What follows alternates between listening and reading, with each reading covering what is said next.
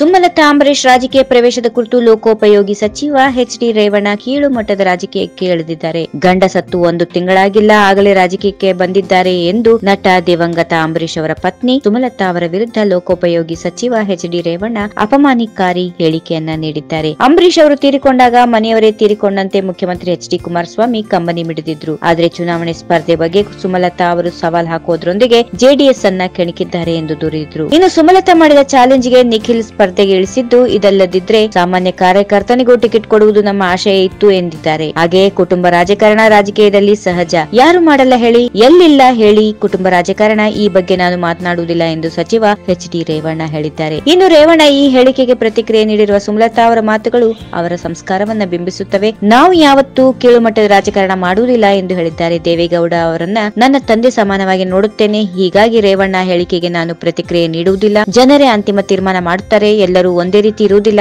ಅಂಬರೀಶ್ ಎಲ್ಲರನ್ನ ಪ್ರೀತಿಯಿಂದ ನೋಡುತ್ತಿದ್ರು. ಇನ್ನು ಸುಮಲತಾ ಅಂಬರೀಶ್ ಮಾಡುವುದು ಸರಿಯೋ ತಪ್ಪೋ ಇದನ್ನ ತೀರ್ಮಾನ ಮಾಡುವುದು ಜನ ಅಂತ ಸುಮಲತಾ ಹೇಳಿದ್ದಾರೆ. ರಾಜಕಾರಣಿಗಳು, ಸಾಮಾಜಿಕ ಮಾಧ್ಯಮದವರು, ಮಹಿಳಾ ಪರರು, ಸಾಹಿತಿಗಳು ಇವರೆಲ್ಲರೂ ರೇವಣ್ಣ ಅವರ ವಿರುದ್ಧ ಈ ಹೇಳಿಕೆಯ ಮೇಲೆ ಭಾರಿ ಆಕ್ರೋಶವನ್ನ ವ್ಯಕ್ತಪಡಿಸಿದ್ದಾರೆ. ರೇವಣ್ಣ ಅವರ ಪುರುಷಾಹಂಕಾರದಿಂದ ಬಂದದ್ದು. ಅಂತಹ ಅನುಭವಿ ರಾಜಕಾರಣಿಗಳು ಮಹಿಳೆಯೊಬ್ಬರ ಬಗ್ಗೆ ಅಷ್ಟು ಕೀಳಾಗಿ ಮಾತನಾಡಿರುವುದು ಅವರ ಸಂಸ್ಕಾರ ತೋರುತ್ತದೆ ಎಂದು ಹಲವಾರು ಜನ ಹೇಳಿದ್ದಾರೆ. ಈ ವಿಡಿಯೋ ನಿಮಗೆ ಇಷ್ಟವಾದಲ್ಲಿ ಲೈಕ್ ಮಾಡಿ, ಶೇರ್ ಮಾಡಿ, ಸಬ್ಸ್ಕ್ರೈಬ್ ಮಾಡಿ.